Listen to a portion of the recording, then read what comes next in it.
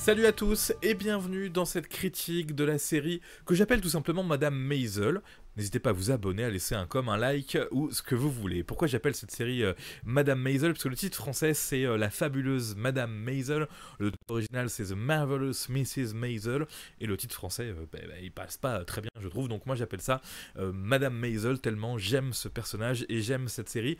Issue de Prime Video, donc le service de vidéo d'Amazon que j'ai eu gratuitement comme ça sans le savoir pendant des années avec le système de livraison Prime. Et à un moment je me suis dit bah tiens, je vais quand même découvrir ce truc. Et déjà il y a des films qui sont très bien sur ce service là, et puis il y a des séries. Là c'est la seule série que j'ai regardée pour l'instant de Prime Video. Ils avaient fait un petit peu de pub autour de cette série il y a quelques mois quand ils l'ont lancée, et franchement j'adore cette série, j'adore ce personnage de Miriam Maisel, Midge comme on l'appelle dans la série, jeune femme qui vit à la fin des années 50 dans un milieu un petit peu bourgeois à New York, et qui rencontre forcément les problématiques de cette époque quand on est une jeune femme qui en plus va se lancer dans le stand-up. On découvre d'ailleurs, moi j'ai découvert dans cette série là, que même pour les hommes qui font du stand-up à la fin des années 50 à New York en tout cas, et peut-être pourquoi pas ailleurs, eh bien c'est très très compliqué. Ça le sera encore plus pour une jeune femme, évidemment. On est à une époque où comment dire, c'est pas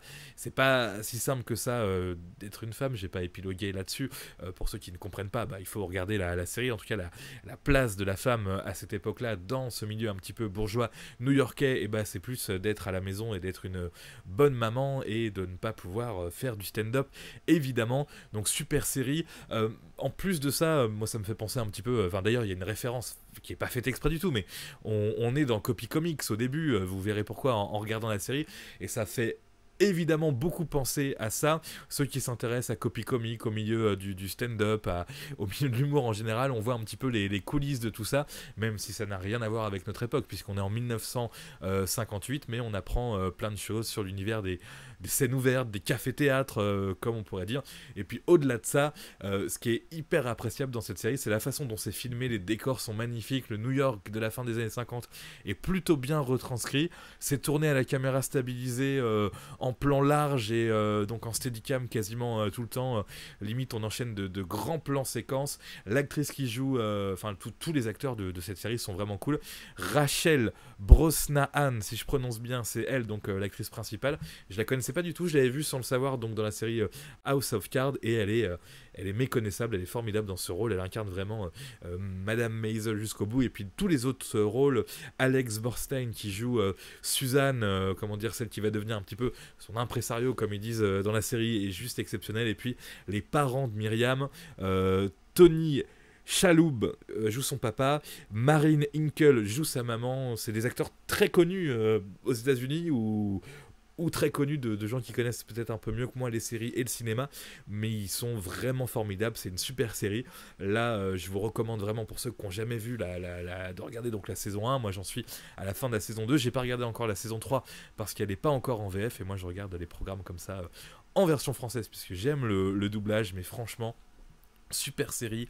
Si vous aimez en plus juste la ville de New York, si vous aimez cette époque, qui n'est pas une époque si facile que ça, mais dont on peut être un petit peu nostalgique, donc cette fin des années 50 où il n'y a pas de téléphone portable, c'est une autre époque quoi.